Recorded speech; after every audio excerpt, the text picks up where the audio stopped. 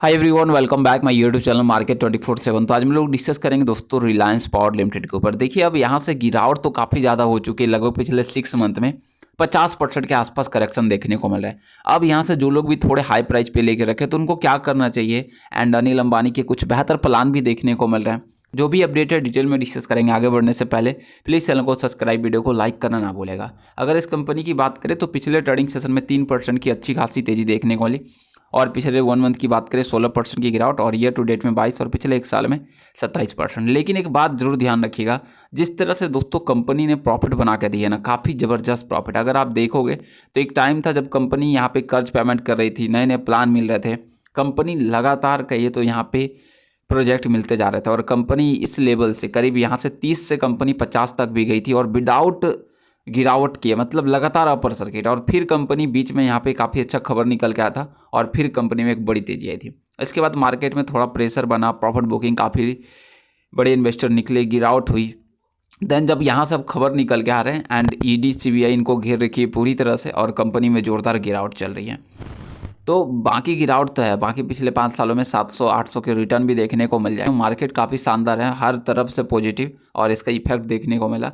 And trade volume की बात करें 3,70,00,000 के समथिंग, और मार्केट कैप कंपनी का देख सकते हो 14,000 करोड़ से ऊपर जा चुका है। ट्रेड वैल्यू 126 करोड़, और बाकी डिलीवर 30% के आसपास, जो कि कह सकते हैं ऑलमोस्ट डेटा ठीक ठाक निकल के आ रहे हैं। इससे क्या देखोगे तो रिलायंस पावर के शेयरों में दोस्तों 6 महीने में 53% की बड़ी गिरावट भी देखने को मिल रही है। और यहीं से आगे बात करें तो गिरावट तो काफ़ी ज़्यादा हो चुकी है, और बस इसका एक यहाँ पे ईडी द्वारा दोस्तों SECI बैंक गारंटी के मामले जुड़े में पूरक अभियोग शिकायत दर्ज कराने के बाद होती हुई नजर आई है। और इसमें अगर आप देखोगे तो यह शिकायत इनकी सहायक कंपनियां Reliance NU BESS Limited and Rosa power supply company limited, and साथ में देखिए तो मनोज जो कि पोंगड़े के साथ अन्य तीसरे पक्षों के खिलाफ दर्ज हुई है। और आगे देखिए इसमें कंपनी का भी बड़ा बयान निकल गया कि कंपनी ने आगे कहा कि यह दोहराया जाता कि कंपनी आर पावर, उनकी सहायक कंपनियां और कर्मचारी सद्भावनापूर्ण कार्य कर रहे हैं, मतलब बिल्कुल अच्छे से कार्य कर रहे। तीसरे पक्ष द्वारा किए गए धोखाधड़ी, जालसाजी जो भी हुई है एंड साजिश के शिकार हैं। और साथ में देखिए तो FIR के आधार पर दोस्तों ईडी ने अपनी जाँच शुरू की है, और ईडी की आरोपों को अभी तक न्यायिक जाँच नहीं हुआ है, और कंपनी को किसी भी गलत काम का दोषी नहीं पाया गया है। और सर्वोच्च न्यायालय द्वारा निर्धारित कानून के अनुसार कंपनी को संज्ञान लेने से पहले अदालत में समक्ष अपना पक्ष भी रखना है।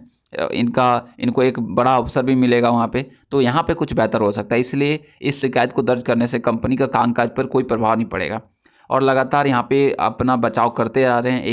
एक अच्छी बात है। और हाल में ही 10,000 करोड़ की इनकी संपत्ति को जब्त किया गया था, एंड काफ़ी बड़े बड़े मामले निकल के आते हैं। अब देखिए तकनीकी रूप से यहाँ पे एनालिस्ट क्या कह सकते हैं, तो कुछ विशेषज्ञों का सुझाव कि 30 रुपये के आर पावर के लिए एक महत्वपूर्ण समर्थन का स्तर है। तो मतलब कि सपोर्ट है 30 रुपये पे, ध्यान रखेगा। और आगे जबकि शेयर निकट भविष्य में 36 से 40 रुपये के क्षेत्र में प्रतिरोध का सामना करना पड़ सकता है। अगर इसे 40 कंपनी का रेजिस्टेंस देखने को मिलता है, जब तक कंपनी 36 से ऊपर ना जाए या तो 40 से ऊपर ना जाए, कुछ कहा नहीं जा सकता है। सेबी के पंजीकृत स्वतंत्र अनुसंधान विश्लेषक R रामचंद्रन के अनुसार दोस्तों शेयर में गिरावट दिख रही है, लेकिन दैनिक चार्ट पर यह ओवरसोल्ड भी है। ध्यान रखिएगा अभी भी ओवरसोल्ड होएगा, क्योंकि इसका जो दोस्तों अगला सपोर्ट है 29.92 पे देखने को मिल रहा है। निवेशकों को ये तभी खरीदना चाहिए जब दैनिक क्लोजिंग 36.11 पे हो, मतलब कि जब कंपनी 36 रुपये से ऊपर निकल जाए तो आने वाले टाइम में 44 के अपसाइड टारगेट बन सकते हैं। तो ये एक डेटा निकल के आ रहा है, एंड इसमें कहिए तो आनंद राठी के सीनियर मैनेजर भी ये कहते हुए नजर आए कि 40 रुपये के आसपास कंपनी का, यहाँ पर 30 रुपये के आसपास देखोगे तो सपोर्ट अच्छा है, और 40 पे रेजिस्टेंस मिल रहा है, और 40 से ऊपर ब्रेकआउट होने पे 43 की ओर बढ़ सकता है। तो ये शॉर्ट टर्म में ट्रेडिंग 30 रुपये से 43 के बीच में रहने की उम्मीद है। प्लान भी निकल के आए कि अनिल अंबानी समूह की कंपनियां दोस्तों हरित ऊर्जा और इनके बड़ा दाव लगा रही हो, एकीकृत सौर ऊर्जा संयंत्र की योजना एंड रिलायंस NU एनर्जी का विस्तार करना। तो एक तरह से कहीं तो कंपनी का 2 बड़ा प्लान निकल के आया।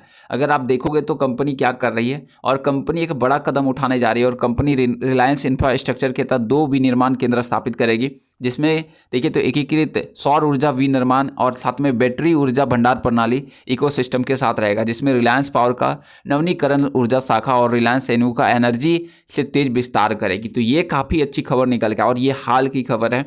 आगे चलकर इसमें होगा क्या, देखिए 2 नए चीज़ों से कंपनी एंट्री लेगी, और यहाँ पर आगे तो विज्ञापित में कहा गया कि नए कारखानों से आयात पर निर्भरता कम होने और भारत के स्वच्छ ऊर्जा सुरक्षा मजबूत होने की उम्मीद है, क्योंकि देश 2030 तक हर साल लगभग 55 से 60 गीगावाट सौर मॉड्यूल की आवश्यकता होने की उम्मीद है, और लेकिन ये अभी पर्याप्त अपस्ट्रीम की क्षमता की कमी बताता है। मतलब कि आने वाले टाइम में इसकी ज़रूरत पड़ेगी सौर ऊर्जा का, जिसके कारण कंपनी इस सेक्टर में जल्द से जल्द और बढ़ना चाहती है। अगर आप देखोगे तो BESS इकोसिस्टम का आकार लेना, मतलब कि रिलायंस ADG एक संपूर्ण बैटरी निर्माण करेगी और इस सिस्टम के तहत सौर सेल एंड देखिए तो इसमें सेल निर्माण, पैक, असेंबली, ये सब काम होते हुए नजर आएंगे। 12 महीने में काफ़ी अच्छे कहिए तो अपडेट निकाल के दिए, या तो लगातार कंपनी को वर्क मिला है, भूटान से मिला है, कई जगह से कंपनी को यहाँ पे वर्क मिलते हुए नजर आए। मार्केट पूंजी देखिए एंड 23,500 करोड़ के आसपास देखी जा रही है, और जो कि लगभग 1.1 लाख करोड़ के विशाल विविध परिसंपत्ति के आधार पर समर्पित देखने को मिल रही है।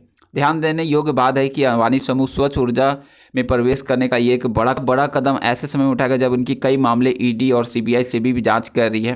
एंड अब आने वाले टाइम में देखना होगा किस तरह से कंपनी इसको काम करती है, और अब आगे देखना होगा किस तरह से जब सुप्रीम कोर्ट जाएगी तो किस तरह से कंपनी वर्क करेगी, किस तरह से इसे संभालती है। बाकी के ये तो कि परेशान क्यों है कि देखिए कंपनी का नवंबर का आंकड़ा आ चुका है और काफ़ी लोग हाई प्राइस पे भी लेके रखे हैं। और यहाँ से हाई प्राइस की हम लोग बात करें, अगर हम 6 महीने के आसपास का डेटा देखें तो ये आपको अक्टूबर और यहाँ पे नवंबर का डेटा देखने को मिलेगा। नवंबर में आप देख सकते हो 40 रुपये के आसपास है कंपनी। अगर 40 रुपये की कंपनी आसपास है, इस टाइम से कंपनी पे काफ़ी बड़े बड़े एलिगेशन लग चुके थे, फिर भी अगर आप देखोगे तो कुछ बिकवाली हुआ है म्यूचुअल फंड में, लेकिन खरीदारी दोस्तों देख सकते हो काफ़ी ज़बरदस्त हो रहा है। तो यहाँ से पता लग रहा है कि आपको भी थोड़ा डरने की ज़रूरत नहीं है, ठीक है ना। जब इस तरह के म्यूचुअल फंड में खरीदारी होते है या निप्पॉन इंडिया, मोतीलाल के द्वारा कुछ बिकवाली भी हुई, ऐसी बात नहीं कि बिकवाली नहीं हुई है, कोटक के द्वारा, तो काफ़ी अच्छे संकेत देते हैं। जीरोधा के द्वारा 42%, 18% ग्रो निफ्टी के द्वारा, 200% मोतीलाल ओसवाल निफ्टी एनर्जी में, तो ये काफ़ी अच्छी खबर है। आने वाले टाइम में कंपनी यहाँ से बेहतर कर सकती है जब एलिगेशन हटेंगे। ध्यान रखिएगा, एलिगेशन हटते हैं, फिर आगे चलकर Q3 के रिजल्ट बेहतर रहता है तो कंपनी फिर यहाँ से कम बैक कर सकती है। बाकी आगे जिस तरह से खबर आते हैं, मिलते हैं नेक्स्ट वीडियो में। Thanks for watching. जय हिंद, जय Bharat. Please share, subscribe and like.